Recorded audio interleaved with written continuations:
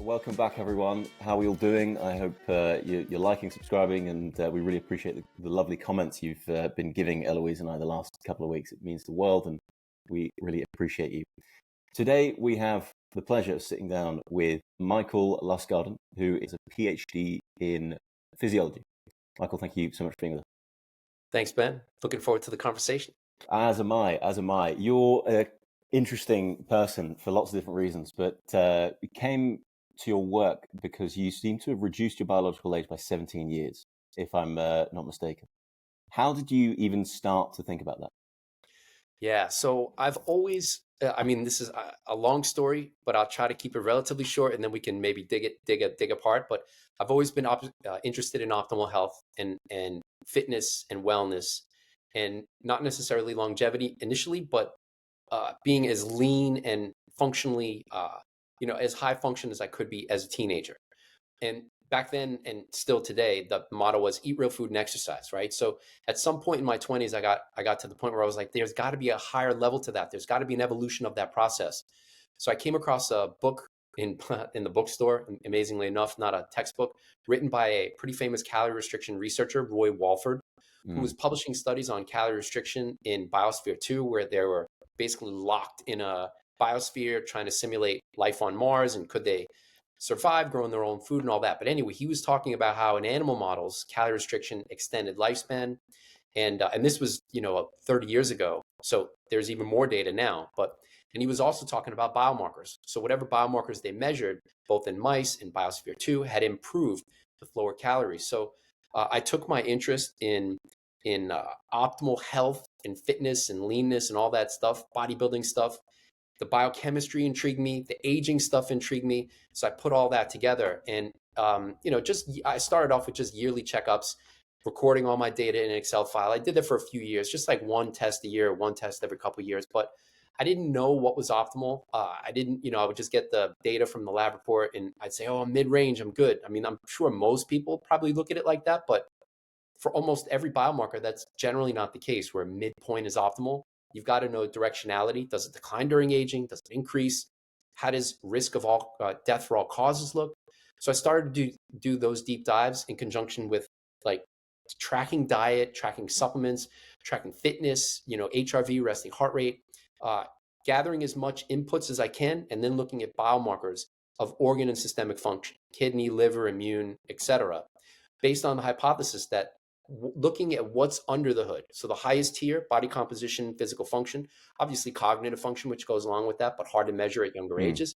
But what's under the hood, right? Like physiological decline doesn't just happen, and it isn't a lack of motivation. Some of the most highly, motivated people, and I could just name drop a few. I mean, like Jack LaLanne or even Arnold. I mean, it is the elite bodybuilder where they're just elite in their 30s and maybe 40s, and then they just give up. I don't think so, right? So there's obviously a physiological process with a biochemistry underlying that makes it harder, if not impossible, to keep that frame for very long periods of time, maybe to 70, 75, but we're the 95-year-olds that look like Arnold or Frank Zane or pick your bodybuilder of interest, right? So I had the idea somewhere around 2015, I need data, biochemistry data, blood test data, other data, blood pressure, lung function, and I need to track that a lot, get year-to-year change. And then how am I going to move the needle? So I started looking at correlations with my diet and, even sleep, everything I was tracking with the biomarkers, and basically following that. And I'm still following that test over test over test, correlation, intervention, test again, correlation. So I'm around 55 to 60 tests in, blood test wise. So that basically is the long story short for your answer of, and actually, if we're going to go by biological age, this is using Dr. Morgan Levine's test, PhenoAge. So my last two tests have been my best over about 40 tests since 2018, and it's 20 years younger. So that test is supposed to get worse with aging. And then people, I'm sure that, will say, well, biological age tests are rubbish. And, first of all, it's not epigenetics. The Morgan Levine's PhenoAge is based on clinical chemistry biomarkers, albumin, HSCRP, glucose, white blood cells, they've been studied for 50 to 100 years plus. So it's not like I'm measuring a proxy of real biomarkers. These are real biomarkers that change during aging, that get worse during aging. So that I've been able to get my data to 20 years younger than my chronological, at least internally, suggests that whatever I'm doing, all the correlations and moving stuff around, I'm on the right track. Absolutely. What I find interesting about the rebuttal to these tests, biological age, epigenetic, whatever it is the feedback is that can't be 100% right. But what model is 100% right? You know, all models are false, some are useful. And I think if you're using one or two different tests and they're directionally correct, that's the best we've got at the moment. So you can only do the best we've got, and these are the best tools available. So why wouldn't you use them as opposed to just throwing them outright? Yeah, so along those lines, I definitely I agree with that, but there's a couple of factors also involved. So some people will take one test, maybe one per year, and they'll say, this is my biological age. Is one test over 365, is that really representative of your biological age? I mean, what about the other 365 days? So I've gotten it to the point where I'm doing 8 tests now per year, which has to be better than one test per year or 2 tests per year. Is 8 tests still representative of 365 days? I don't know, but I'm tracking year to year change, not just in the cutesy biological age number, but all of the biomarkers inherent in that. So kidney function biomarkers, BUN, creatinine, uric acid, just as in examples. And I've included others like cystatin C, and I can go down the list of others that I'm including. Liver function biomarkers, the immune cell markers. So I'm trying to cover all of the bases and tracking year to year change with multiple tests per year so that I'm not just focused on the cutesy number, which doesn't include things like, as I mentioned, blood pressure, lung function, trying to cover all the weak spots so that if I do see some deviation, I'm guessing that I could intervene more quickly. Whereas someone who's got the pathology of disease, the biochemistry of disease going on for decades, they may miss it until it's too late. Now, that said, I may still miss it, but I'd expect the probability to be lower.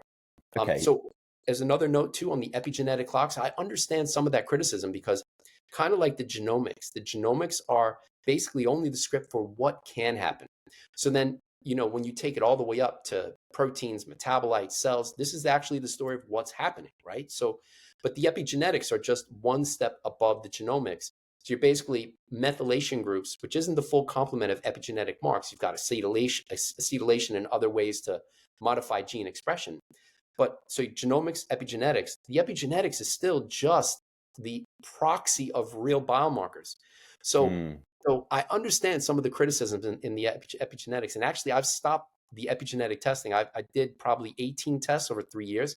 I've paused that for now to actually focus on the biomarkers that are used in some of the epigenetic clocks. So I want the actual biomarker and not the proxy, the estimation, DNA methylation estimation. Now, others can do it how they like, but I prefer the actual data, not the prediction.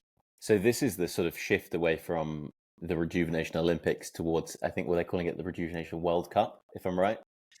Yeah, I mean, I wouldn't say it's a shift away from. I mean, they're both important, I'd say. I mean, there is obviously I don't want to diminish the epigenetics because there is obviously published data on things like the Needham pace, which is in the Rejuvenation Olympics, associated with all-cause mortality risk. And it's not just one study, it's a multitude of studies. Other DNA methylation clocks like GrimAge, which isn't a part of the Rejuvenation Olympics, associated, and it's actually more strongly associated than GrimAge, than the Needham pace with all-cause mortality risk. So there is some value for sure there, but I want the actual biomarkers, like just as a quick example. And this isn't, I'm not trying to, poop on the epigenetic tests.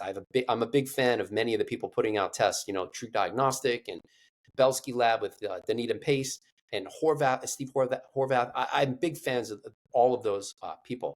But just as an example, HSCRP by venipuncture, my data for I think 22 or 23 tests is below the detection limit, 0.3 milligrams per liter.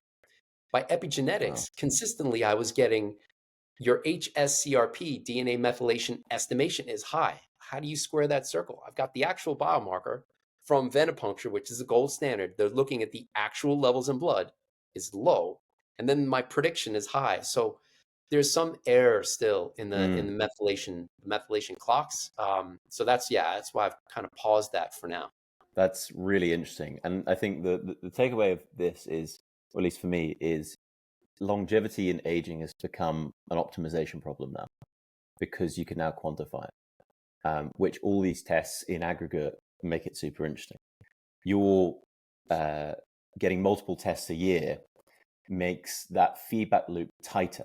So the faster you can iterate, the faster you can optimize and change trajectory if needed. Since you've started to iterate on a faster loop, what has surprised you most about your own longevity journey? The easy answer is all biomarkers are malleable. It's just a matter of data collection and time and patience. For example, HDL, well, actually, maybe HDL isn't the best example, but lipoprotein A, which at least in the published literature, it's a genetic marker. You only need to measure it once in your lifetime. It's resistant to all of these therapies, which are prescription meds, and really don't get at why it would be high in the first place. In my case, it was 145 nanomolar within just the past 10 years, may have been higher.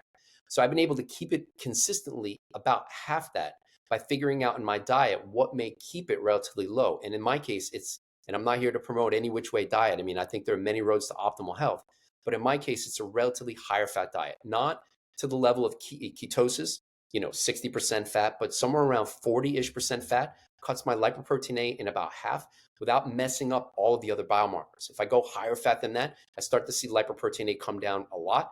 But things like glucose, and then again, some people are going to say, how does your fat intake go up and glucose go up? It is what it is. It's correlated. That's what I see in my data. Mm. The other example too is HDL. So HDL, I've had levels as low as 28. And this was when basically when I started, I tried, going vegan. This 10 years ago, veganism was like, hey, you want to have great health, go plant-based. I mean, granted, that's still a dominant, theme. And eating more plants could be valued for many people. I'm not saying that's the way, right? But so I did, and actually I went high carb because that also was dogma for decades. I mean, even as a teenager, I was like fat intake phobic. Oh, I can't add any fats to my thing because my calories from fat should only be 10%. So, and even bodybuilders, is chicken and rice or steak and broccoli. There was no fat. So, and I lived like that for a long time, probably for worse. So, lower fat in that case was correlated with HDL in my case being as low as 28. Wow. So recently on my last test, which was March 18th, HDL 67. Now, higher is generally thought to be better, but there is a U-shape for HDL in terms of all-cause mortality risk, where below 40, increased risk, and higher than 60 in men. The range is a bit wider in women. I think it can go up to about 75, 52 to 75, lowest all-cause mortality risk. So 67 may superficially be good, but it's a bit outside that range. So why that's important is because lymphocytes, which decline during aging, and if you just don't have enough lymphocytes to fight off some infection, I mean, that's it. Forget about heart disease killing you over decades or cancer over a few months. You get a bad infection, don't have enough lymphocytes. It's a few days potentially. So my lymphocytes had been more consistently declining over the past about year or so. So, and I'm talking like 1,500, 1,300, 1,250 on the last test. Values around 2,000 are optimal. So interestingly, in my data, HDL is inversely correlated with lymphocytes. So the first thing I think is, okay, is there any published data showing this is what's going on? So there actually is. So in my case, I may have used diet to reverse basically, and I hate to say reverse because it sounds so like bloviating and extreme, like I've conquered aging. Right? I'm not trying to be like that, but to go from 28 to 67, I flipped it, but I may have overshot it by following the correlations. And so now that's the most recent experiment. I'm going to actually cut my HDL, try to get it back into the 50s and see if my lymphocytes, I can get them correspondingly back to around 2,000 consistently. So it's a matter of, titrating the dose of both. And I didn't do that from supplements. That's mostly from diet.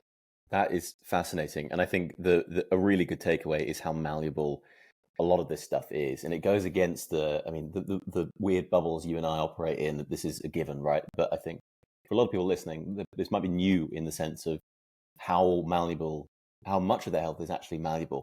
I'd love to zoom out a little bit and go back to your, I guess, overarching themes of how you're approaching this aging question. We mentioned calorie restriction, maybe your thoughts on that, but the key thing I'd like to know to start is, what is your chronological age and what was your biological age from your most recent test? You said lost 20 years. Yeah. Yeah. So 52, I can't even believe I'm saying 52, but 52 chronologically. Pheno age, it was 31.6, 31.4, something like that. That's from last test. Average pheno age, though, over 8 tests in 2024 was 34.8. So 17 Jesus. years younger consistently last year, and that's over 8 tests. So far this year, over 2 tests, like I said, it's 31.4, 32.6 over the first 2 tests. Okay, well, all the listeners who are not on video and are listening to this audio, I can attest Michael does not look anywhere close to 52. That's ridiculous. Okay, I'm even more intrigued to find out what it is you're up to. So maybe let's start at the top, your sort of higher level principles. Yeah. So remember the idea of eat real food and exercise, right? So can I do better than that? So at the top of the hierarchy, and I'm going to make a video on this detailing it at some point. It's just there's so many videos and so little time. Anyway, body composition, and it just doesn't go lean mass. It's not just percent body fat, it's visceral fat, right? So at least getting DEXA once per year, but then being cautious about X-ray exposure, even though the X-ray exposure from DEXA isn't that great. I mean, it's like natural background radiation for one day being outside. But visceral fat, removing it in rats, at least in one study, extended lifespan, which suggests that it's important for keeping that relatively low to potentially maximize lifespan of people. Now, there's no data in people. If you have your visceral fat like this, and if you cut that, what's the impact on human longevity? I mean, we're on the cutting edge there, but that's the bet I'm making. And then also bone density, right? So declines during aging, trying to resist that age-related decline. So body composition is a huge part of that story. And then also physical function. So that's the top of the tier. And physical function, I don't just mean go to the gym a few times per week and run on the treadmill and lift some weights. I mean, for me, my workouts are standardized where I'm doing the exact same workouts every workout about twice per week for the past 5 or so years. So I've standardized it. So if I'm doing pull-ups, I know how many pull-ups I should be doing, how many I've historically done. And if I see a deficit there, okay, what's going on? Do I have to train a little more to get around aging? Or, so I've got the workout standardized. And it's mostly compound movement based, 90 minutes per session, 2 days per week. It takes me that long to recover heart rate variability, resting heart rate from one workout to the next. But I'm probably going to experiment with shorter workouts, more frequent, in a couple months after we move out of Boston. So that's top tier body composition and fitness and function.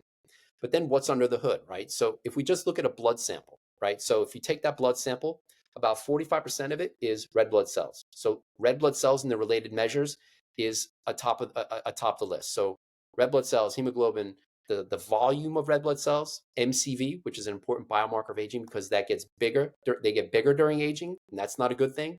And then also the variability in red blood cells. So we should basically have the same volume red blood cells and pretty small, relatively small, but they get bigger. And then there can be more variability where you'll have some immature red blood cells, smaller, medium, and large. And that variability is called the RDW, which is the major predictor of pheno age. That too increases during aging. So those 4 red blood cell measures, tracking at every test, essential. But then you've also got the white blood cells. And even though they're a smaller fraction of blood, incredibly important. It's immune function, immune health and function. And that probably wasn't on anybody's radar pre-COVID, but I've been talking about immune, an infection and chronic infectious burden, whether it's someone getting sick every year for, when you're a child or as an adult. This isn't good for health or longevity, at least based on epidemiological studies and chronic infectious burden. So keeping your immune cells at a relatively youthful level in terms of, so not just total white blood cells, because they're not a homogeneous group. You've got neutrophils and monocytes, which increase during aging, and the lymphocytes, which decrease during aging. So tracking those individually in addition to the total, that's also a part of the story. Then if you take out the cell, and then platelets are also there too. I mean, platelets, besides their clotting function, they also play a role in immune defense. So those are the major ones that I'm tracking. Then now we have the plasma or serum fraction. So there too, I'm trying to cover all the bases. So in going from the biggest picture, the cells, now you've got proteins, metabolites, and metabolites can even be further subdivided into, sugars, lipoproteins. So just looking at proteins without doing proteomics, you've got things like albumin, the most abundant circulating protein, which if you think about a biomarker of aging, most people don't think about that at all. They think about glucose or lipoproteins, but just to put it in perspective, glucose levels, and using the American system, milligrams per deciliter, 80 milligrams per deciliter being youthful. Albumin levels are 5 grams per deciliter. So 5,000 milligrams per deciliter versus 80 milligrams per deciliter. Uh, there's a lot more of it. Now, albumin's a bigger molecule, so it's basically like a big tree, but there's a lot more glucose if you look at it based on molecular weight without going too deep into the weeds. But in terms of big trees floating in the blood, albumin is one of them. So I'm looking at the big tree proteins. So albumins, globulins, fibrinogen, these are the biggest trees in terms of proteins. And then also the metabolites, so not just glucose and lipoproteins, but then also other measures of kidney function, other markers of immune activation like kynurenine and tryptophan. So I'm deep into the metabolomics, in part because that's how I started off as an academic scientist. And I see tremendous value there as, just early biomarkers of many different adverse health related conditions. So taking it from the top. So body composition, fitness, cells, proteins, metabolites. And then if you want to dig deeper, you can actually go to the epigenetics. And would it hurt to have the genetics? I mean, I don't know how much more it will tell you versus having the actual biomarkers relative to what, the genome genetics. But there may be some additional value. I don't know how much ROI you would get with the genetics though. That's super interesting. I guess why I find that fascinating is there's lots of different theories to how to best approach aging. Whether it's just a 2-ins or it's, various different other mechanisms, right? But your approach, if I hear you correctly, seems to be there's loads of biomarkers that are equally valuable. Let's not ignore any of them. Let's take a big snapshot of all of them on a regular basis, because that's what they are, they're snapshots. And let's just constantly refine and constantly refine. Yeah, and it's not a perfect system, and it's a continuous trial and error process. But yeah, it's not like rapamycin hits mTOR and mTOR inhibition extends lifespan. Yeah, but what about organ and systemic function? Besides that, show me some data, your own data, but not you, but anyone taking it, like that the net of your biomarkers representative of all these organ systems has improved. Maybe there's some things that people try and maybe the net effect is negative. And if they don't actually test it, it may be bad for their health or longevity. So I'm trying to cover all of the major organ systems, trying to catch things early. And like I said, it's not a perfect process. It takes a lot of iteration. And, there are some biomarkers that, I mentioned being malleable. It took probably 3 or 4 years of collecting data on lipoprotein A to start to see that recipe unfold. Even things like DHEA sulfate, an androgen that declines during aging. I had values in the 300s 20 years ago, and I did supplement with DHEA for a couple tests. So I don't know if that was caused by the supplement or my natural levels are there. But now they're somewhere around 125, 130. But that's for 3 years, 23 tests. I haven't gotten it back consistently to more youthful levels. So I'm still trying to discover the recipe for some things. So there is some patience involved. But yeah, it's a continuous trial and error process and trying to, catch a weak spot as soon as physically possible. Okay, well, let's drill into the weeds now with this. So diets are such an individual thing, but what is working for you at the moment when it comes to diet? Yeah, so it's like as I mentioned, about 40% fat. It's relatively high fiber. So right now I'm about 60 to 70 grams of fiber per day. It's been as high as 120 grams per day. And I'm playing with that based on, just some experiments that I'm doing. But subjectively, it feels a bit better at 60 to 70 versus 80 to 90. And even the biomarkers would suggest that may be better. Protein, I'm about 100 grams per day. And I say about because I can give you exact numbers. I track it exactly, but it's, 98 versus 102, somewhere in that ballpark. So maximizing muscle mass as a result of regular strength training. There's a meta-analysis Stu Phillips's group did, 1.6 grams per kilogram. So based on my current body weight, 140, 139, 141, somewhere in that range, 63 and a half kilos, something like that.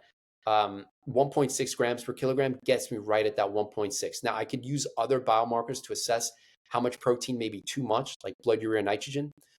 So based on that, about 100 grams is good. And then my average calorie intake, right now it's about 2,200, but I prefer to aim for about 2,150. I've gone lower than that, 2,075, but that was a part of the lymphocyte story where going too low it gets to this point of, it's not just what are the optimal biomarkers, but also what's an optimal body weight. So my BMI right now is 22.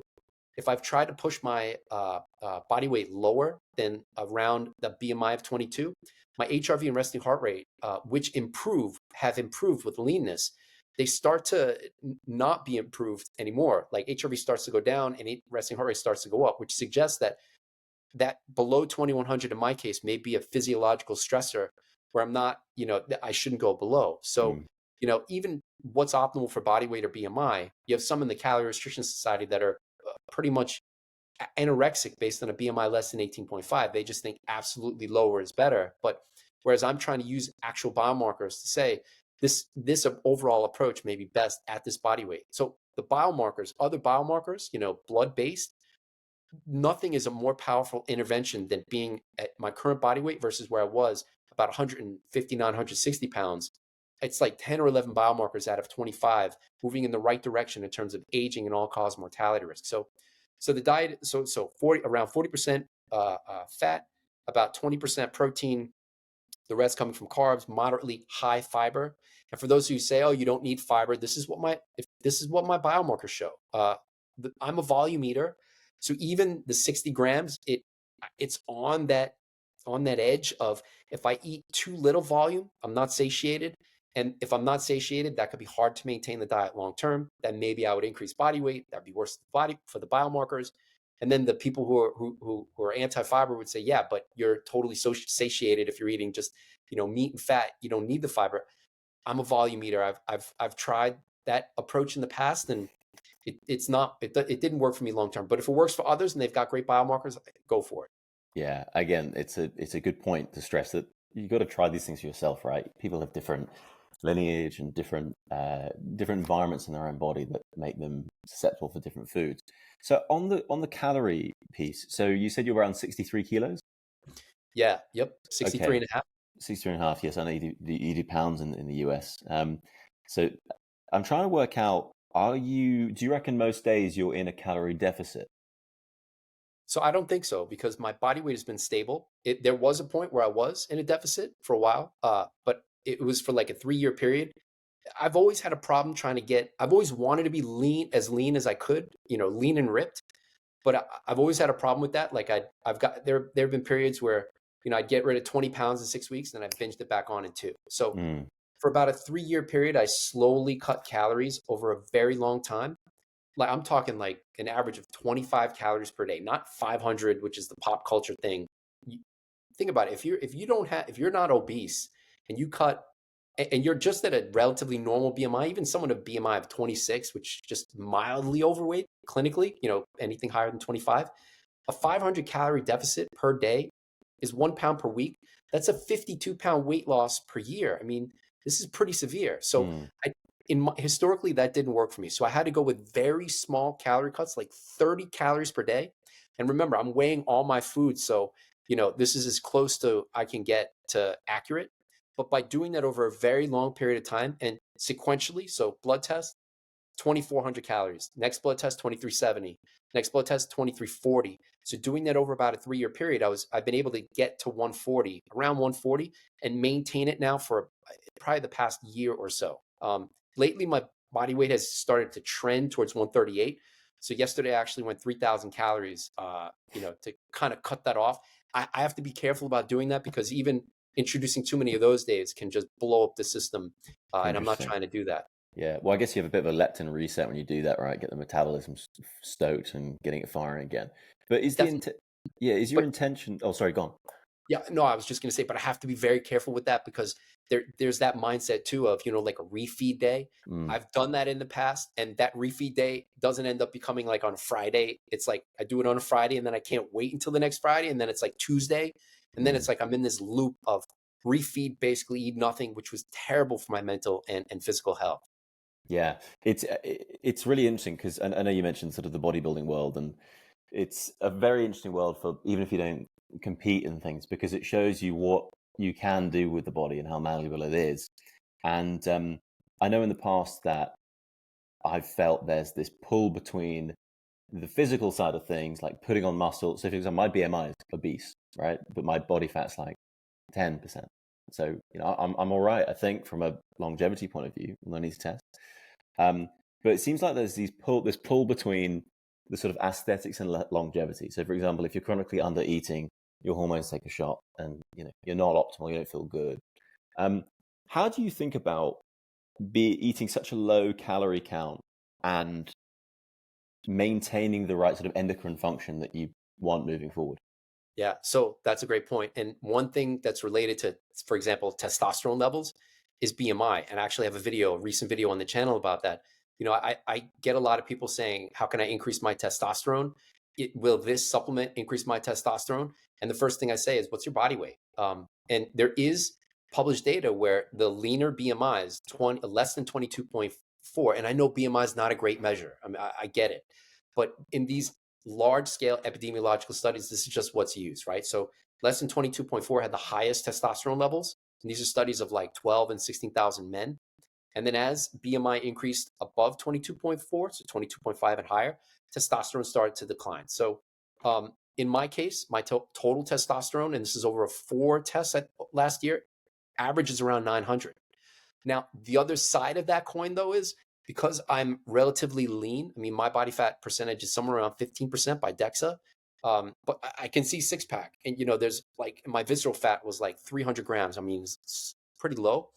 But so free testosterone is on the lower side, and SHBG is high. But that's where the data can get confusing / tricky, because SHBG increases during aging. And in part, that goes along with that. So total testosterone or free testosterone go down. And that story is, there is some published data on SHBG being associated higher levels with an increased risk for Alzheimer's and dementia, but also metabolic syndrome. So there's, on the one hand, you've got high SHBG with that. But then on the other hand, there's data with higher SHBG being associated with insulin sensitivity. And it's dramatically increased as a result of CR, which is generally associated with improved health in like every study, even in people.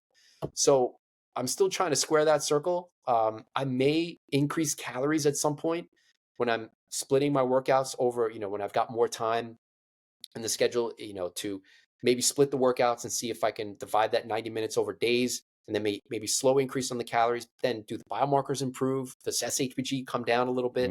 Maybe free testosterone goes up a little bit. And is it? Yep. Yeah, I'm with you on that, because I've played around with just various different things and what happens to my hormones and things. And I remember I've done, like one meal a day completely for like, a couple of weeks. I've even done a week of eating nothing but coconut oil, which was a bit bizarre.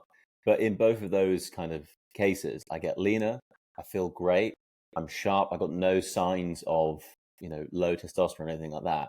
My total remains good, but my SHGB just goes through the roof. I mean, keto or like any prolonged fast, my SHGB goes high. And it's this conversation back and forth of like, well, if your free T is on the slightly lower side as a result, is that even a bad thing if high SHGB is a great marker for sort of insulin sensitivity and metabolic health and flexibility?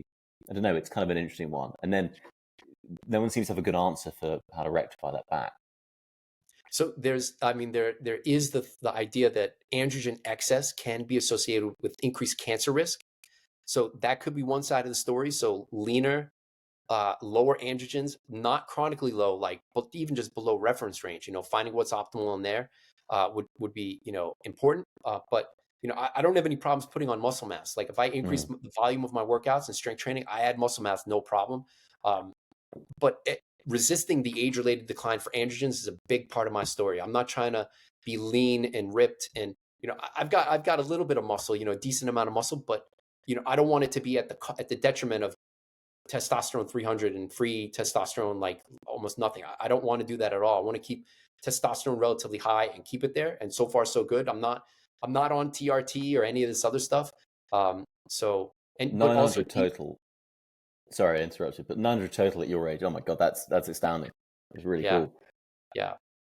But it could be genetic too. That could be a genetic thing. I don't know. But, like their baldness, I've got the male pattern. Maybe that's part of the testosterone story. I don't know if it's leanness, genetics. Perhaps, who knows? I mean, I guess, I don't suppose in your 20s you had much blood work done. I don't know. DHT, not much, but DHT was higher than the reference range in my 20s. and I kind of forgot about it. It could, and I haven't paid attention to it now. Just Mm, but the DHEA sulfate too. So my testosterone is consistently high. DHEA sulfate, I'd prefer to have it a bit higher. It makes me wonder about, so it isn't just testosterone declines during aging; it's a pretty global effect. So androstenedione, I mean, almost all of the metabolites related or in the testosterone ballpark, DHEA, DHEA sulfate, androstenedione, estradiol sulfate, they all precipitously decline during aging. And I've, you know, been a part of and have studied metabolomics in older adults, and you can see that it's one of the most striking patterns in aging is the global androgen decline, not just testosterone or DHEA. So even though I'm consistently measuring DHEA sulfate, I hope I'm not leaving these others unturned where mm. I've got a global decline, but then, maybe I've optimized one or two. Yeah. Well, I mean, your 40% calories from fat would lend itself to sort of better endocrine function, right? You want to castrate a male, just cut off the fat. Uh, Yeah. where, gone. I was just going to say another part of that story too is, so prostate cancer, it may link into the androgen story. So my PSA levels are consistently low, like zero point 0.4 or less. Now, whether that's because of free testosterone being on the lower side of the range, I mean, that's something I'm worried thinking about too. So it's not just biomarkers of organ and systemic function. It's things like PSA, and, there is some even talk of maybe PSA isn't the best marker, but not measuring it at all. And that's a major cause of cancer-related death in men. So if my androgens were, chronically out of whack, I'd expect maybe prostate cancer to be or risk to be relatively higher. And so far, so good. Yeah. So sexual function is a part of this too. I'm not like Brian, where I'm, measuring the strength of my nighttime erections, which Yeah. I'm more It's concerned of actual in performance and volume and all the things I had as a kid. So keeping that as youthful as possible. absolutely, and as one should. I mean, it's all part of it, right? Yeah. The yeah. I mean, just on that I know I've experimented with a lot of ketogenic diets in the past, and when I supplement with quite a high dose of boron, my free T stays like pretty good during it. So I don't know if you've played around with any boron or anything like that. Not yet. No. Yes. So that I haven't, but I'm always skeptical. I hear the boron stuff. I've looked. There isn't much actual published literature on that. There may be one clinical study, and then the rest is all animal models. So the thing I always say with the boron or any of these studies is to really do it right. And I'm not saying you didn't do it right, but you'd probably need at least 10 tests, no boron, and then Mm. add boron in, and now you have a 10 test average, right? Without anything.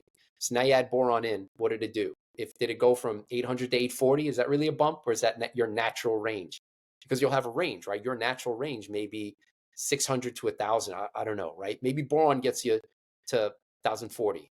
Okay, it's out of range. Is that out of whack? Okay, let's do it again. So now you need to do boron over a few tests. Take that average, take it out. If you take Yeah. it out, yeah. So I'm always skeptical with that. And even in my own case, I'm skeptical if I see something going, because I have so much data that if I see something that just goes out of whack, I'm like, okay, what happened there?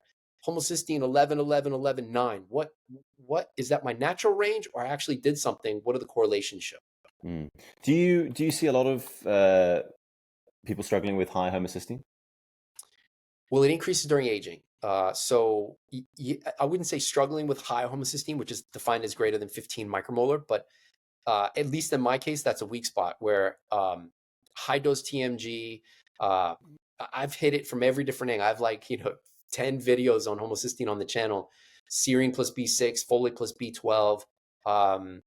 I've hit it from every angle, and B12 does get it down by about 10%, but now we're talking, 11 to 10. Big deal. I've had it at values around 5, so it's not a genetic, MT, whatever it is, MTHFR. Yeah. It's not that. It's age-related increase. So I'm still trying to figure out the recipe for bringing that down without messing up all the other biomarkers. Because in my Mm. case, high B12 is correlated with a lot more biomarkers going in the wrong direction than right for a long time. But I've recently reintroduced it to test that again to see. It's really fascinating that. I mean, that MTHER gene, which for the listener is a struggle with how you methylate certain things. I apparently have that, but my homocysteine seems to be fine. But again, I'm 29, right? So I don't have that age-related decline just yet. But Or I am interested. increase, not decrease. Decrease, yes. Sorry, thank you. Increase. You said decrease. Yes, sorry, increase. I don't have that age-related increase just yet. Increase. Thank you. Yep. Although I am a fan of TMG, I do like it. Maybe it's a good segue to what supplements do you think really move the needle for you personally? Yeah. So just TMG real quick. I did 4 grams per day. It didn't make a dent. So Really interesting. yeah. But I looked at my data again, and it went from, I actually had, just from diet, homocysteine 15 micromolar at one point, and then the next test I took 4 grams of TMG and it was down to 11. But then after I took TMG out, it was, I did some other stuff. Now it's down to 11, 10, 9, 10 something. So I don't know, maybe there's a chance that it actually did something going from 15 to 11. I may have to revisit that. But the argument against that is I recently took out beets, which is a pretty decent source of TMG, but not grams. We're talking 200 milligrams. And that didn't do anything crazy to my homocysteine.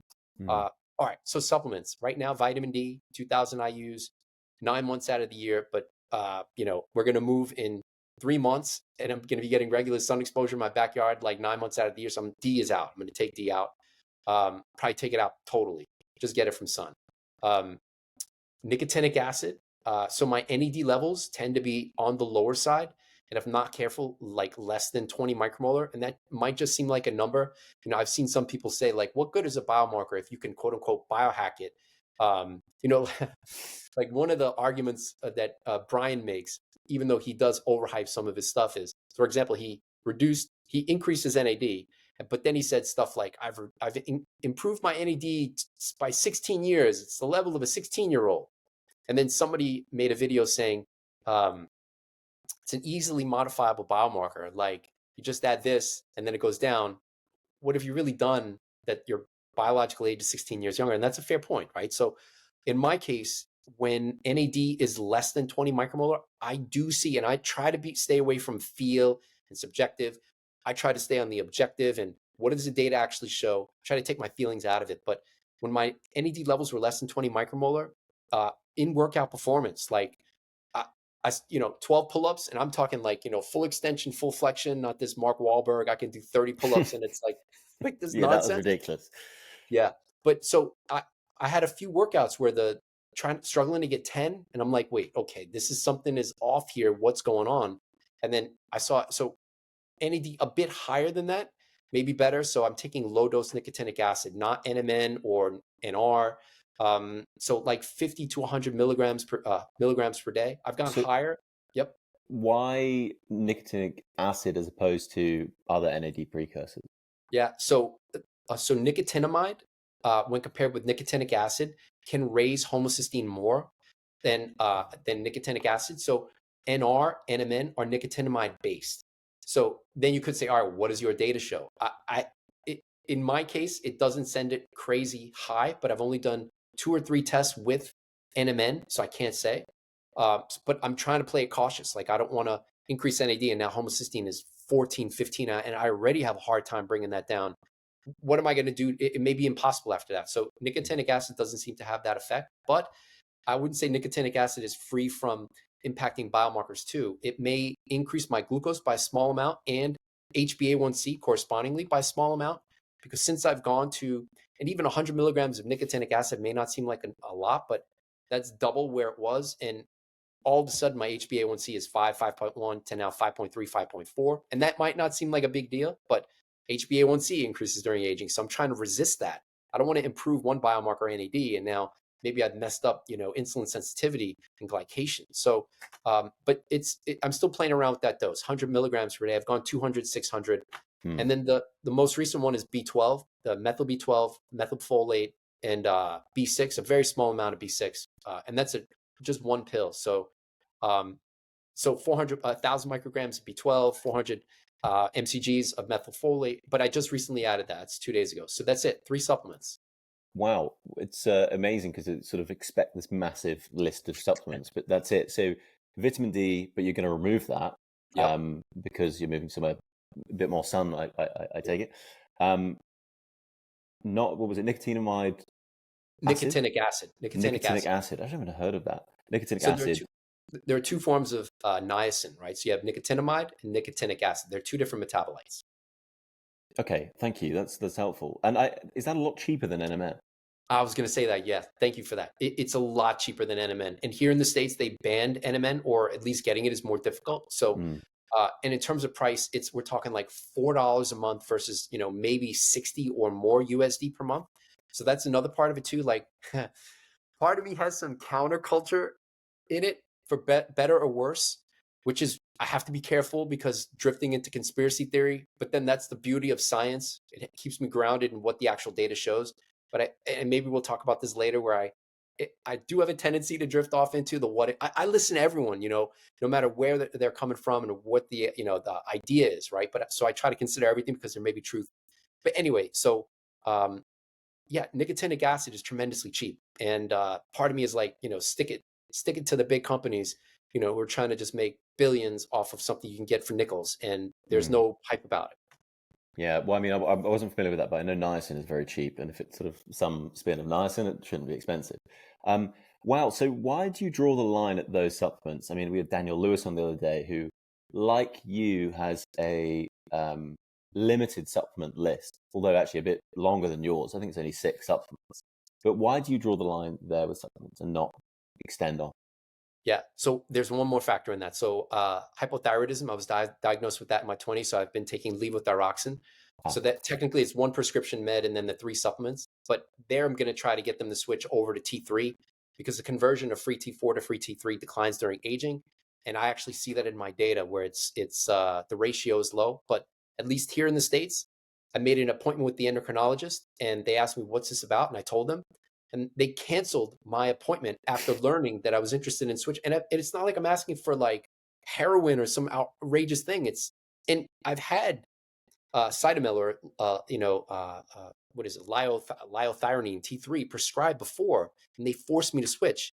I'm too deep in the literature now to convince me otherwise. So I have an appointment set up with my now PCP to try to convince him, based on the published literature and my data, to go back. All right, so supplements. Why such a small amount, right? So for me, it's about optimizing the foundation. I think most people they don't think about the foundation at all, and they just throw the kitchen sink in terms of supplements, and then whatever the biomarkers are, maybe they're measuring, maybe not, right? So for example, like a given supplement will extend lifespan in mice, and then they'll take it based on the hope that it's going to do that in them, and not looking at any biomarkers. I'm the opposite of that.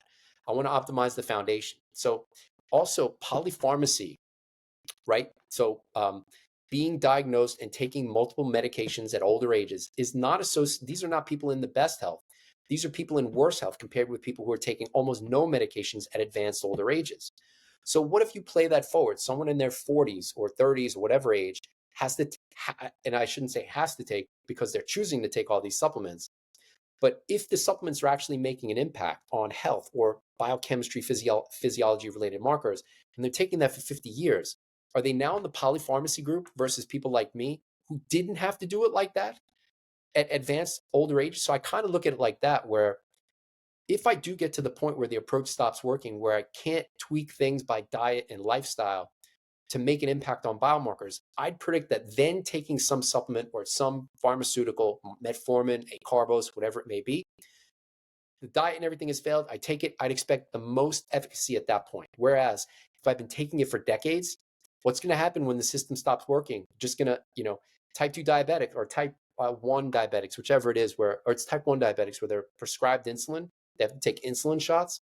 Eventually, in some people, that can stop working and they have to just continuously increase the dose. Which, sure, it'll help you get glucose into cells, but you're insulin resistant. It's only getting worse.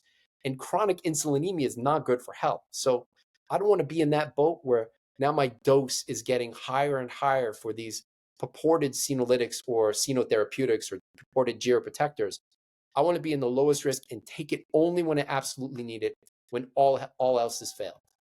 so it sounds like that tells us more about your philosophy about how human physiology actually works, right? It seems to be this approach where whatever you give your body, if you give it too much, it might become a crutch and become reliant on it in a certain way. So I imagine that is the reason why you're going to drop actually a low dose, pretty low dose vitamin D of 2000 IU a day down to nothing because you're just getting it from the sun.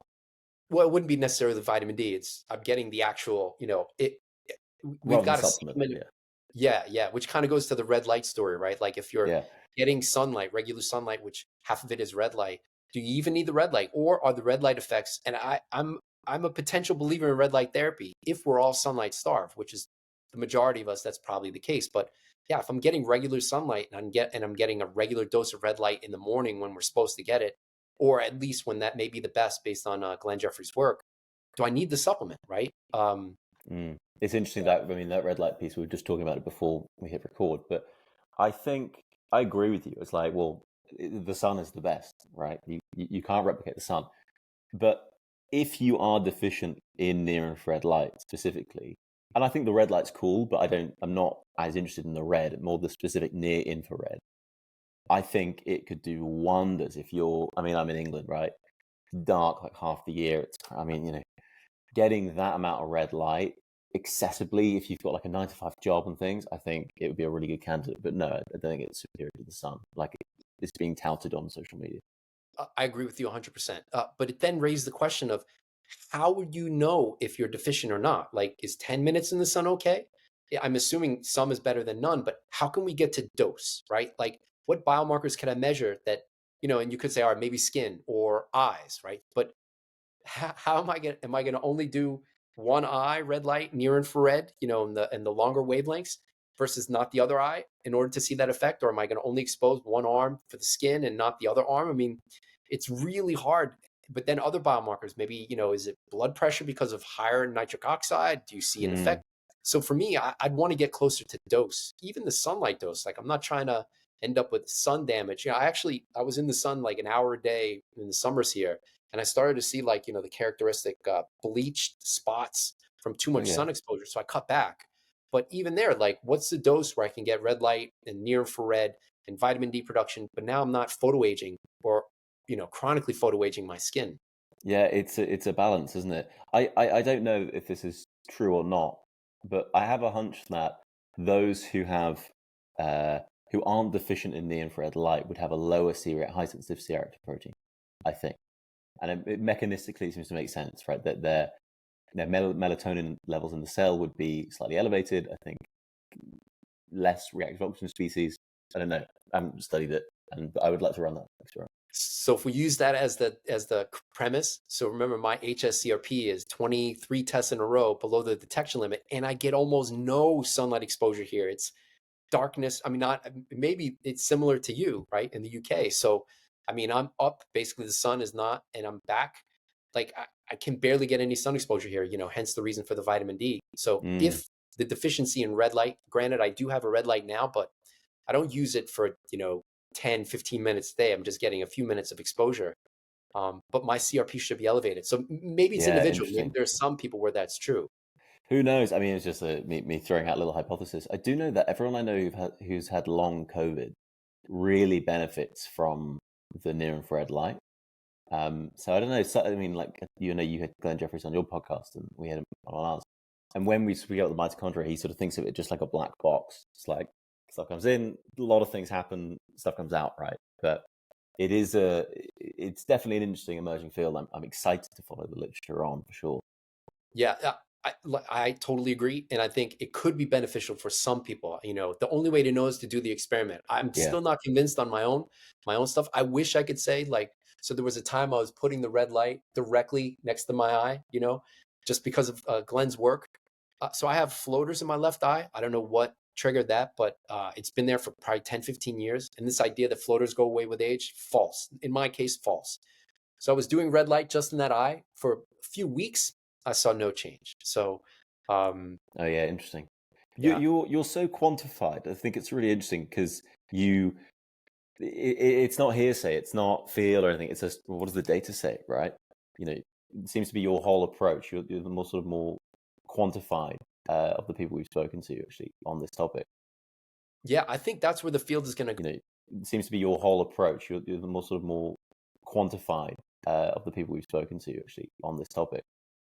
Yeah, I think that's where the field is going to go. It's only a matter of time before. So instead of me having to go to the doctor, maybe it's the finger prick gets good enough where I can, get accurate, valid measures that are similar to venipuncture. For some biomarkers, that's true, whereas for others, it's not. But if I could finger prick every day, I mean, I wouldn't 8 tests per year. People are going to look at me and be like, tests. I do 365 tests per year, primitive ape, right? So, or, smart toilets, now what you urinate out or poop out, you can get a more quantified assessment of health. So I think the future is in that immediate diagnostics, and then course correction immediately, rather than basically I'm taking 50-day averages and course correcting after that. I may be missing aspects of aging and health, uh, but probably catching more than only doing one test per year or no test per year. Yeah, I think that is the key, and I agree with you. I think that's the future, right? It will help you realign your trajectory if you're on a bad one, right, and stay the course if you're on a good one.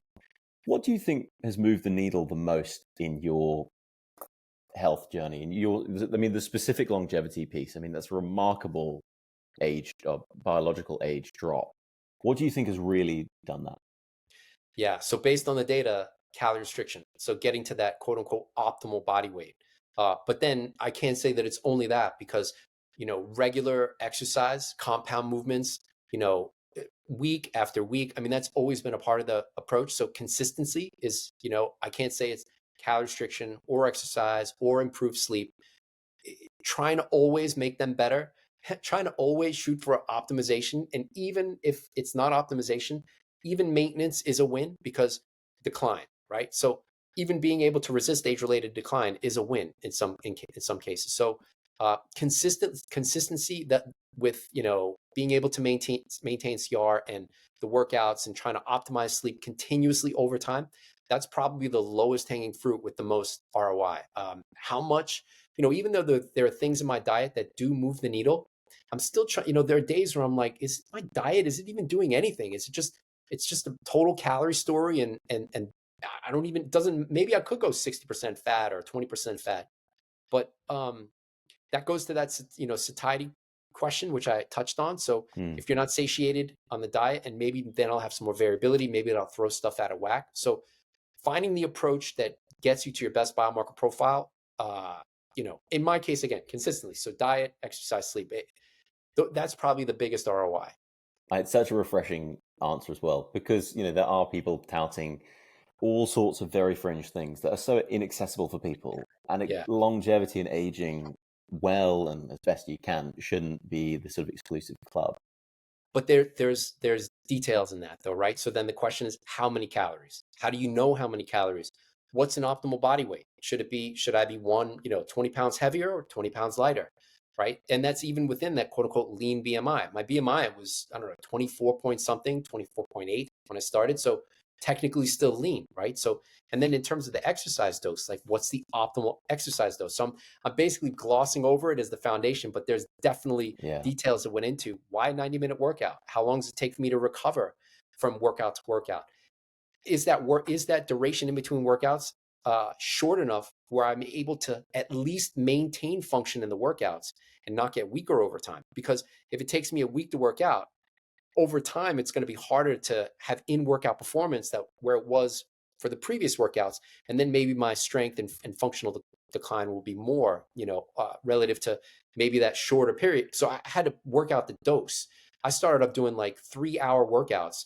Just, I have gorilla genetics. I love throwing heavy shit around, 10 sets of squats, 10 sets of overhead press. Just, that's how but I was wrecked physically for like a week after. So anyway, getting the exercise dose right, and then even the sleep dose, like, getting all of that, whether it's the blackout room or earplugs or, you know, going to sleep at the same time every night. So even though it's the classic, CR exercise sleep, it's how much, there is details inherent in each one.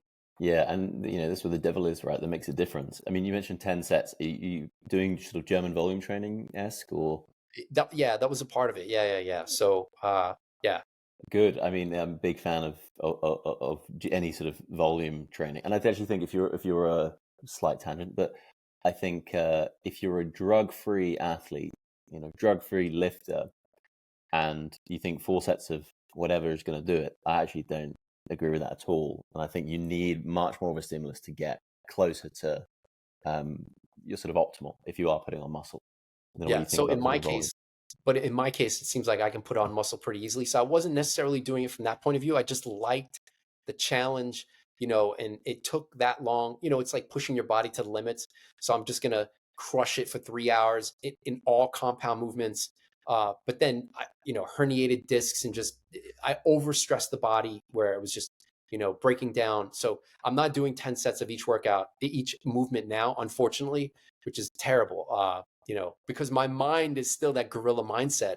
So I've had to refine it, over years, just, because now the focus is, I don't want to be, just strong, but also mobile. So I don't know if you pay attention to any of there's a whole bunch of mobility types now that are Mm. like flexible, like gymnasts, and they're not super big bodybuilders, but like relatively strong. So, but full range of motion for every joint. So knees over toes type stuff, and, Mm. doing strengthening through knees over toes type stuff. So that's a part of my approach now too. But I've got to spend a good 20 minutes of the workout, trying to keep my lower back and core, and even now mid back, Jesus Christ, but strong and functional and flexible, just from my chronic overuse in my youth.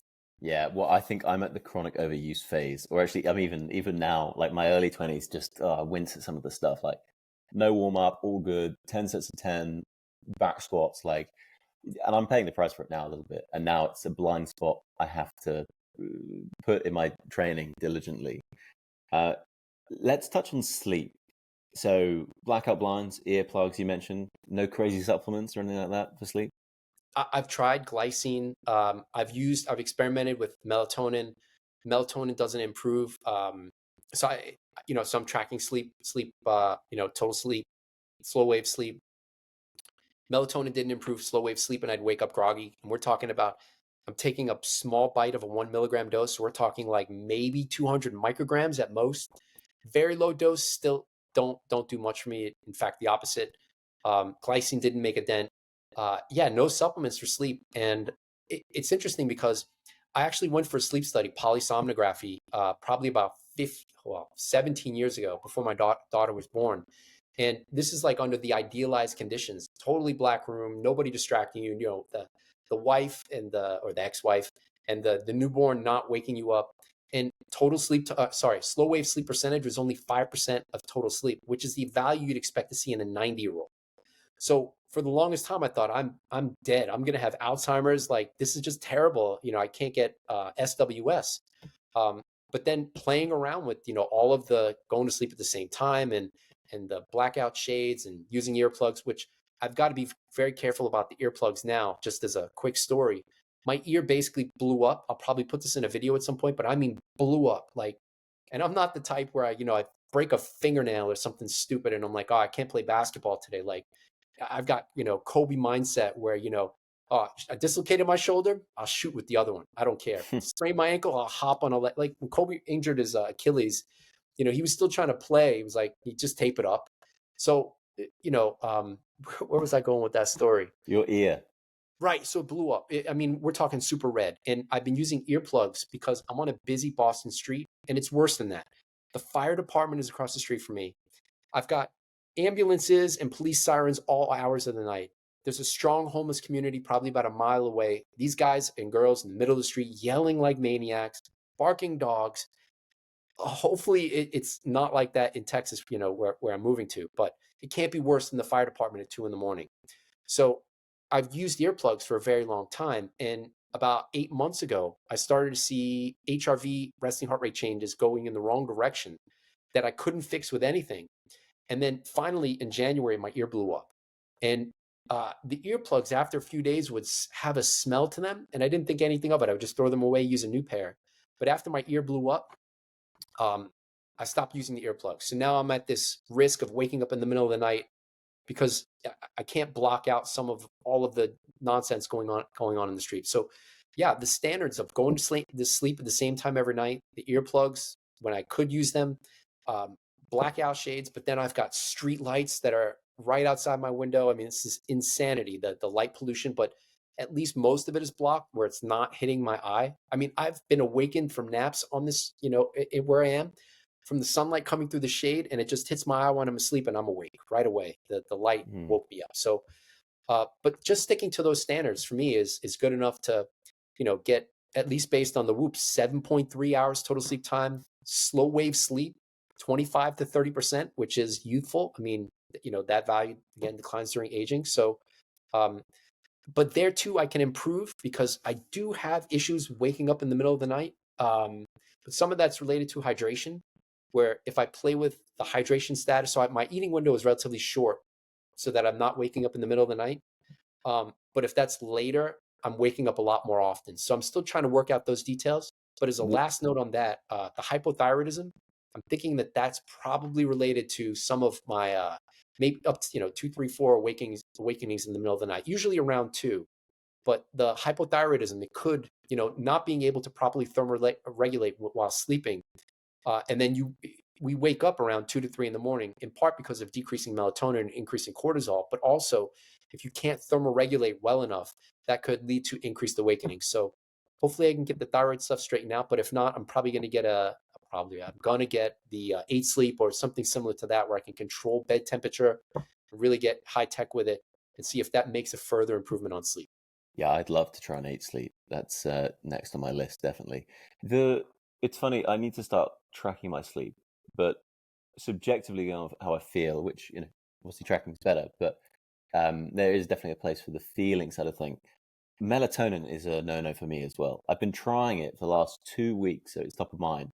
Microdose, like a nibble of this massive pill, which is like 3 grams.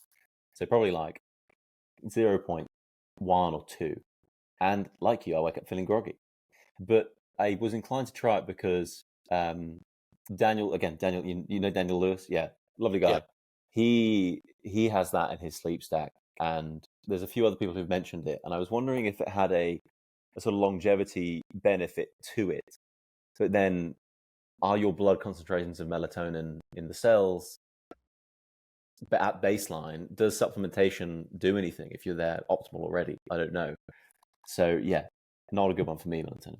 The other side is suppressing endogenous melatonin production, right? So kind of like the taking TRT, where you suppress T production. I think there's some evidence where that does the same thing for melatonin, right? So now if you're having to take it at very young ages, that dose will probably have to get higher and higher and higher over time. Yeah. I'm going to stop taking it after, I'm going to finish tonight, and then it's like a clean 2-week experiment. But the sleep stuff may be unique to me because remember, I started off with absolutely terrible sleep. And one reason I started tracking is because I wanted to find a way to improve slow wave sleep if I could. And then at least based on the data, it's improved. But even there, the subjective feel, it can be better. Yeah. What was your eating window? You mentioned that. I mean, that's another consistent piece where no one eats and then goes straight to bed. Who's doing this with some diligence like you are? Well, actually eating earlier in the morning, right? So, but I was doing OMAD where, I'd fast all day and basically eat everything from 5 to 8 p.m. and then try to go to sleep at 9 or 10. And because of the high volume of fruits and veg on the diet, I mean, forget about waking up 2 to 3 times. It was like 10, 11, 12, 1. And it was just terrible for sleep quality and duration. So after I shifted that to more, trying to have it all finished by 1. So from basically 4 to 5 a.m. to maybe 1 p.m. or even earlier. Some days I'll end it before noon. And depending on if I'm in sleep debt or not, like if I need to take a midday nap, I'll end it at like 9:30, 10, and then take a nap around noon so it doesn't mess up the nighttime sleep schedule, even though that's a bit of a challenge. But yeah, the window is generally 8 hours or less. The majority of it being 8 hours or less. So on an in-person workday, I'll basically eat almost all of my food from like 4 or whatever time I wake up, 4:30 a.m. to like 6:30 a.m. fast from, until I get home around 3, and maybe have like 10% the remaining calories. So 90% in that 2-hour window in the morning, and then about 10% at around 3 o'clock. But Wow. majority of it outside of the in-person workday is before 1, before noon, and then nothing until bedtime around 8:39. Wow. I'm trying to claw that back a little bit. At the moment, I've been doing sort of 6 o'clock. Everything shuts down food wise, and subjectively feel really good from sleep. So that's been an interesting change. But I wonder what shifting it back another hour or 2 would do. Yeah, so that was exclusively the reason I did it, was sleep, just trying to limit the nighttime awakenings, which has helped tremendously. But some people say, "Oh, what about biomarkers or weight loss?" And there's some IF and time restricted feeding studies that, people will point to and say, oh, look, no weight loss. But these are studies of general people. Like, they're not Mm, tracking calorie intake. And the assumption is if you do intermittent fasting or time restricted feeding, you're going to eat less and lose weight. I don't think so. Most people will just auto regulate, but I'm actively quantifying calories. I'm not trying to lose weight.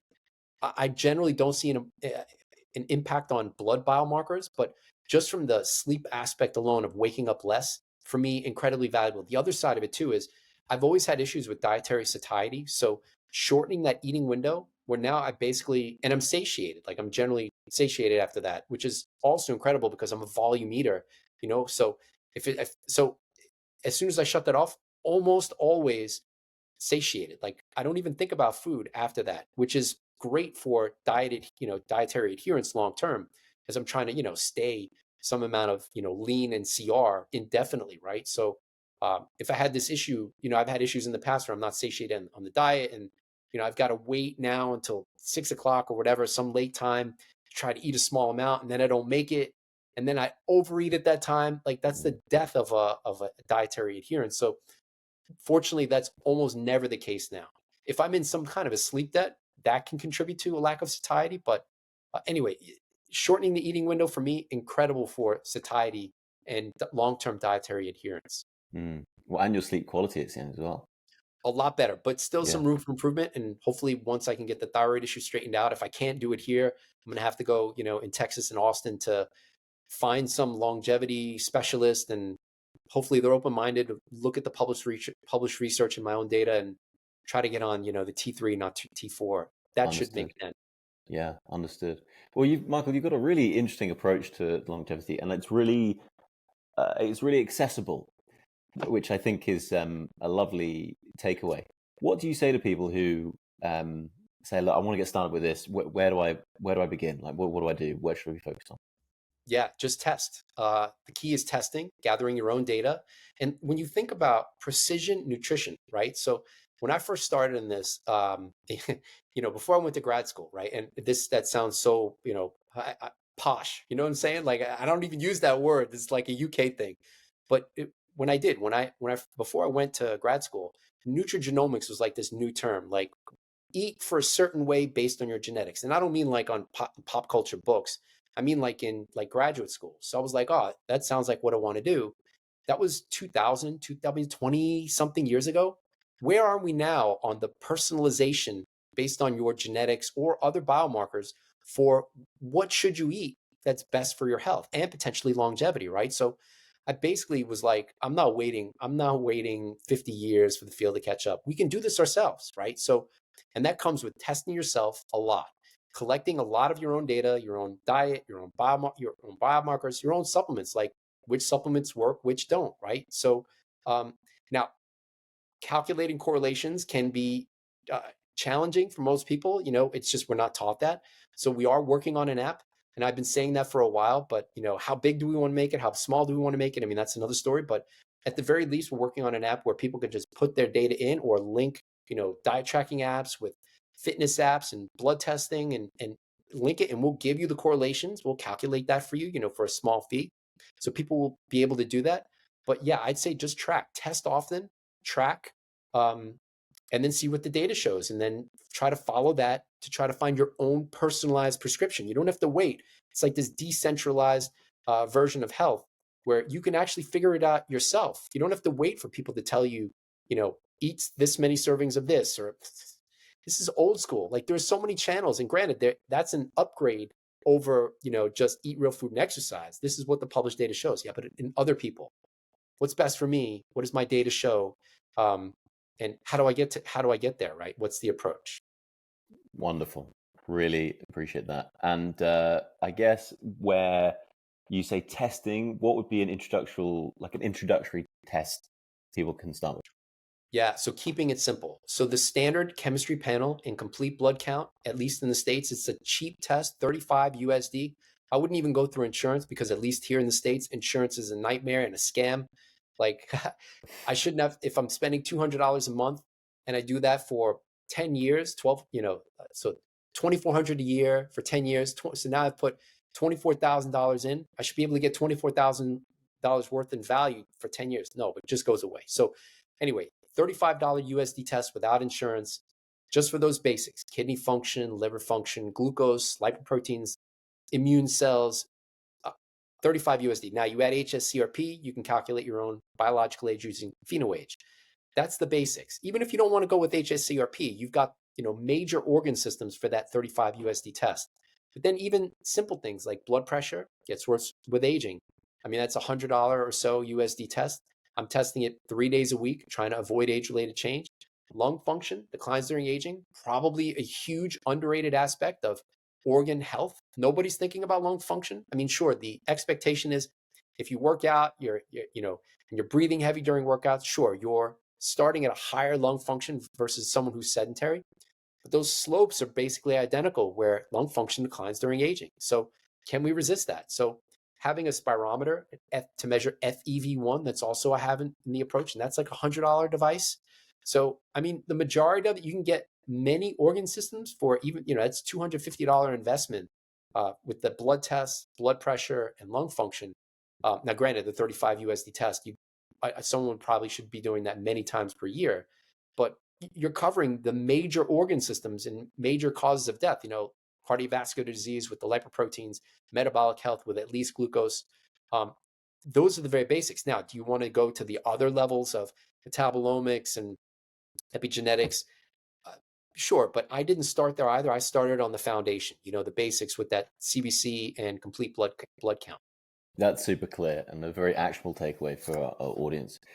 Michael, we'll end with some quick-fire questions if that's all good with you. Cool, yeah. Love it. Do you have a sort of guiding idea you try and live your life by? Be a good person, offer value, try to offer value, or yeah, those are probably the two that come to mind. That resonates. I think, world be a better place if everyone sort of put that forward first as opposed to trying to take everything. Do you have any favorite books or podcasts or sort of resources that our listeners can check out? Apart from Degrees of Health podcast, of course, right? Yeah, even then, I don't know. But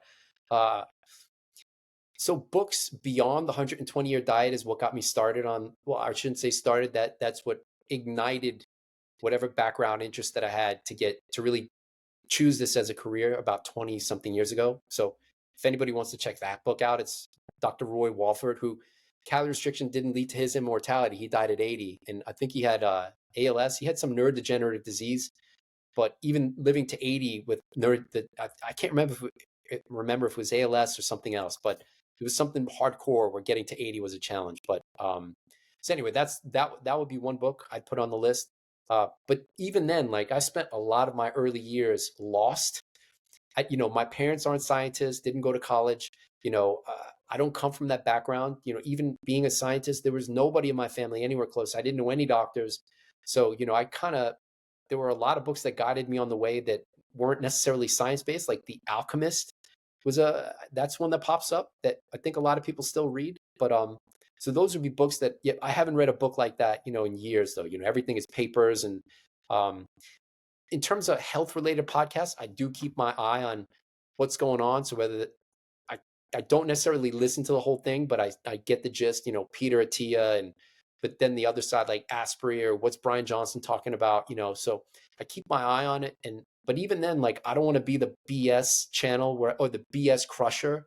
There are some channels that are just reaction channels to people putting out content. And I don't want to be that type. I want to put out the stuff I believe in and maybe occasionally crush some BS because, there's so much BS that it'll be exhausting to try to crush all the BS that exists in the health space. So, but I can't say that there are generally health-related podcasts that I follow. But if I'm looking at my search, the 3 sites that I go to the most, and this has always been the case, but Joe Rogan, I'm a big fan of Joe Rogan.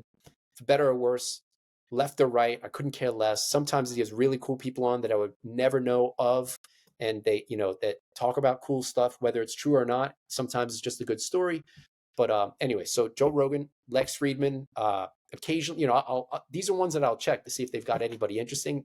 This doesn't necessarily mean I'm listening to everything they say. But Lex often has people that I'll watch the whole thing or listen to the whole thing.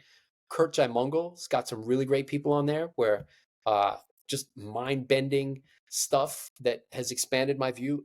He had Stuart Hameroff on, whose work is at the and I had him on my channel too. Fortunately, he was gracious enough to come on, where his work involves microtubules, which is basically at the the intersection between biology with quantum physics, trying to get at where is consciousness in the brain.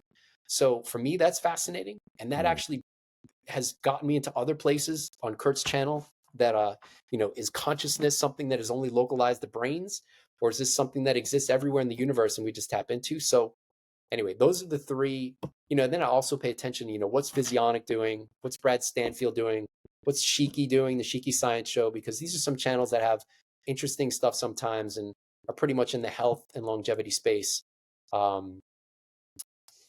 Those are probably the big ones that I pay attention to. I don't necessarily watch or listen to everything they say, but yeah, you keep note of what's going on, right? I mean, it's such an emerging, fast-moving field. I think having a broad spectrum of channels and places where you get information is a sensible approach. And yeah, one I try and sort of keep in mind as well. I'm not getting so heavy on one school of thought and trying to stay balanced.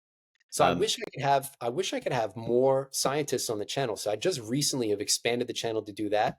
But scientists are already notoriously hard to communicate by email, whether just some don't respond to email or don't look at their email. I don't know. I've always had that problem, even being in academia, right? So, and I'm not like that. If someone's sending me an email, I'm responding to it 95% of the time. So, but there are others that I'd like to host on my channel that either don't respond, or actually there's this YouTube bias where it's like, what? Why would I want to give a shortened academic presentation on YouTube? Like it's crazy. So I've got to do some convincing sometimes. Yeah, I can share that. Can share that approach for sure. It's somewhat more difficult than others. I just think it's they're not used to the medium, right? But it's just like in any business. You've got a great product. It doesn't matter how good your product is. If your distribution's crap, no one cares. And I find that with a lot of very well-intentioned, smart scientists, that they have everything all figured out in the lab, but no one in their team is good at the marketing side or the distribution side. So they can't even articulate their ideas well enough for anyone to really care, which is a real shame. I agree with that 100%. And I think that's a severe weakness. Any scientist in any field anywhere, like there's some people in quantum physics. So even Stephen Wolfram, who's not in quantum physics, I know he's doing something important. I've always known he's doing something important, but when I listen to him, God damn it, this is going to be on the internet. I'm a big fan of Stephen Wolfram. Don't get me wrong. I'm not trying to poop on him, but man, he can't give. Now, maybe some people will say that about me too. I'll give a 5-minute answer, but I listen to Stephen Wolfram, and I'm not the type where I have a short attention span. I'll listen to something for 3 hours nonstop, no problem. But the science communication, he just not good at it. And there's a lot of people in the health space too, whether they're health related science or, so it's like, what's the perfect combination of someone who can do great research and communicate their ideas where it's not super boring and they're into the whole pop culture scene. They know that people don't want to listen to 8-minute answers and just can't, right? Versus the other side of it where, there's everything is so pop built, right? It's so quick and precisely curated, and it's a nice to watch 10-second video or something on TikTok, right? Where it's like, I just watched this dude eat garbage at a 7-Eleven for a minute. Like what this is nonsense. Like, so that balance of the two, like people in quantum physics, like the other side of it is, I have this bias in health where if there's someone in health and they're saying something about health through their own lab's work or someone else's lab's work, and I know this is the argument to some cognitive bias but they don't look like they're lean or fit, and they're going to try and say X, Y, or Z about health and fitness. I'm just like, what do you know? What do you know? You know what I'm saying? Yeah, so big time. But even if what they're saying could be true based on published studies and others, but they don't practice it on themselves. So at least in the health space, I have that bias, which is, I know it's terrible and superficial, but I unfortunately I translate that over into realms like quantum physics, people studying quantum physics, where they're so narrow and they're only focused on their field. And for lack of a better word, they're totally unkempt. And I'm not the type where you've got to walk around in a suit. I'm in a t-shirt. I don't care. Like, I'm not that type, but they look like they couldn't care less about anything else except for that one narrow singular focus. And then that makes me wonder, if that's the case, have you really thought about whatever you're studying from the full broad perspective? Because your life is so narrow, right? So having a broad perspective, but being able to have a narrow research focus, I think is super important, right? Whereas most people may have only the narrow focus and they don't have that broad perspective. I think that's a limitation. I agree. I think, you pull up anything, you find it hitched to something else. These silos of disciplines we create, they're not real, right? It's all one and the same thing. I find it really sad when I speak to someone amazing on the podcast. I'm like, oh my God, have you heard of X, Y, and Z? They're like, no, never heard of it. I'm like, well, but it's so related to your work. Can you not see that? It's like, oh, I don't know. We just focus here when I speak to them. It's like if academia could have a more open doors policy, so much more iteration would happen. And I think a lot of innovation, this innovation happens outside the field most of the time, right? It's not within the field. And I think, a big part of this podcast is we're going to start trying to bring these ideas together, but easier said than done, as you alluded to with the emails. A great example of someone who has amazing work, but can also articulate it in a very interesting way is Glen Jefferys. 100%. Yeah, definitely. I wouldn't say it's necessarily an institutional thing. I think it's more of a personal thing where, the person may be so narrow that they just don't have the interest to branch out and think about other stuff and then take that broader focus back into their own, so I think that's just an individual thing where maybe it's a rare thing where someone's got a more broader focus, but they're able to really narrow it down too. I'm not just talking about, health and in someone studying quantum physics. Like, I'm on pop culture stuff too, for better or worse, just to keep, I don't want to be the 80, 90, 100, whatever plus year old guy and just out of touch with what's going on in the rest of the world. Like, my 16-year-old, I'll say something and she'll say, how do you know that? Man, I'm on TikTok. Like, you wouldn't even believe, right? So, trying to stay in tune with what's going on, right? I think it helps. It helps with a broad perspective, even having a narrow focus. Yeah, I agree. Nice essay on this. What is it? Isaiah Berlin's The Fox and the Hedgehog. Are you a specialist that know one thing well, or do you a generalist that know lots of things to some degree? And sort of where do you fall on that spectrum? It's kind of an interesting read for the listener if they're interested to check out that more. Definitely. The last question I love to ask people is, what important truth do you believe that very few people agree with you on? Yeah, I wouldn't say believe, but let's say I die trying and I didn't conquer aging, right? So, so eventually, right, I've said this before, but there is a slope to aging, right? It's pretty continuous. If you eat a terrible diet, it goes a little faster. Calorie restriction, maybe I can flatten it somewhat, but I can't flatten it like this where there's zero aging. There is no immortality in humans, at least yet. But so then with that somewhat constant slope, where are we in our human understanding, right? Like, hubris will dictate we're close and AGI is going to get us there. In 2035, the slopes of what we know about aging and the slope of aging are going to be equal. And now it's flat and we're all living forever by whatever techniques. Is that true? Or are we just still down here somewhere in our slope? Primitive monkeys throwing rocks at whatever works, and we're just so far away. But eventually we will be there, right? But then the question is it in my remaining 70 years ish of potential lifespan, with 122 as a limit, your 90-ish years, or is this 1,000 years, 10,000 years? Eventually it's going to be the case. It's just a matter of time. How much time? That's debatable. So then, if I die trying, what are the options, right? So I don't like the idea of death. I can't stand it. I want to be alive. Like, I'm alive. I exist. I want to continue existing. So cryonics is an option for people who don't want to die, right? They can just be revived at some point. So for the longest time, that was a part of my thought process. I'm just going to get frozen somewhere, whether that's just my head or everything. But, cryonics has been around for 70 years. Anybody been revived? Not yet, right? So then I started to think about that some more. And then, so my daughter, and if she has kids, they'll probably know me. So I'll be a grandpa, probably a great grandpa. So now I've got maybe 3 generations of people that'll care about me if I am frozen, right? So let's say my daughter's kids, my great grandkids. So we're talking maybe another 150 years or so of being potentially frozen. What happens if my grandkids, my great grandkids haven't met me, but maybe they still care? There's going to be a generation down that line, maybe it's 5 generations down, where they haven't met great great great grandpa. What are we putting this cost to keep this thing alive? We can spend it on other stuff. And there you go. That's the end of the game. I died thawing in a cryogenic chamber, right? So that's one side of it. Now the other side of what do I believe, so what I've been thinking about, and I don't know if there's any truth to this at all. I have no idea. Like, if we're going to go into the religious side of it, the religious types will say, oh, God, I'm in heaven. And I don't lean that way. I'm just not built like that. I've never been built that way. My parents are somewhat religious. I've just never been built that way.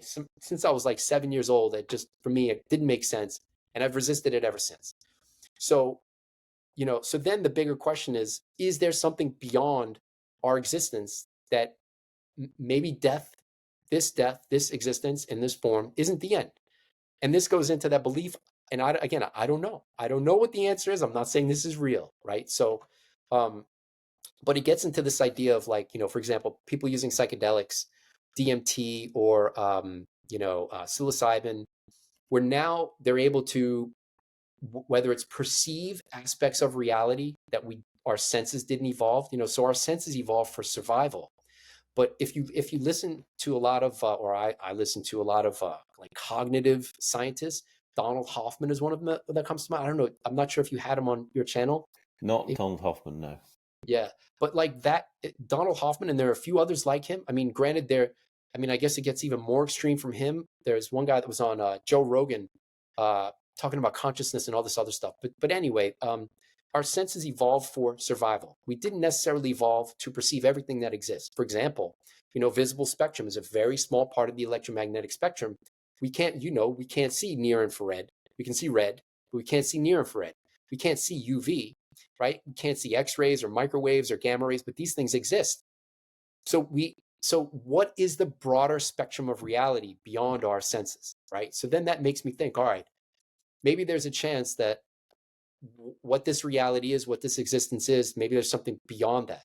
But if that were the case, why don't I have any memories of it before I was born? Why can't I think about what it would be if I die, right? So I'd like to think there's something beyond death.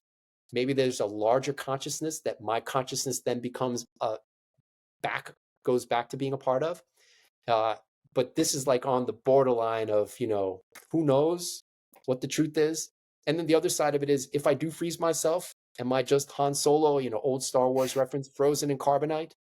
And there is some aspect of quantum physics and again, I don't know if it's real, but maybe that, goes back into the universe and exists somewhere else. But now I've frozen that in a permanent state somewhere. And now I've messed with the natural order of things, not allowing me to persist somewhere else. And again, I don't know if that's true. So I'm not signing up for cryonics anytime soon. And I'm still that's one reason I've had, Stuart Hameroff on the channel, is just to try to figure out the nature of reality and to try to go beyond and to try to think about, what is the full spectrum of reality beyond what we perceive, and how can I use that in the pro-longevity approach?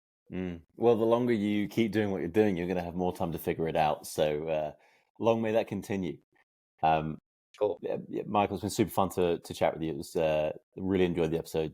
Felt learned loads. I mean, you're an absolute powerhouse of information. I'm a big fan of yours, big fan of your work, big fan of your approach to longevity as it is. I do want to shout out where we can find you and these things. You have a wonderful YouTube channel called Conquer Aging or Die Trying. Yep. It's honestly, if you're into this, I would highly recommend checking it out. Where else can we keep up to date with your work and follow along? Yeah. So thanks, Ben. It was great too. This was great. Conquer Aging or Die Trying on YouTube. I'm all over the internet. I mean, you name it, I'm there. Facebook, X, Blue Sky, Rumble, TikTok. I'm everywhere. So probably just search the name or Conquer Aging or Die Trying, and it would come up. Love it. Well, Dr. Michael Lustgarten, thank you so much. Appreciate you, and we'll definitely do it again. Thanks, Ben. Sounds good. Anytime. Ciao. Cheers.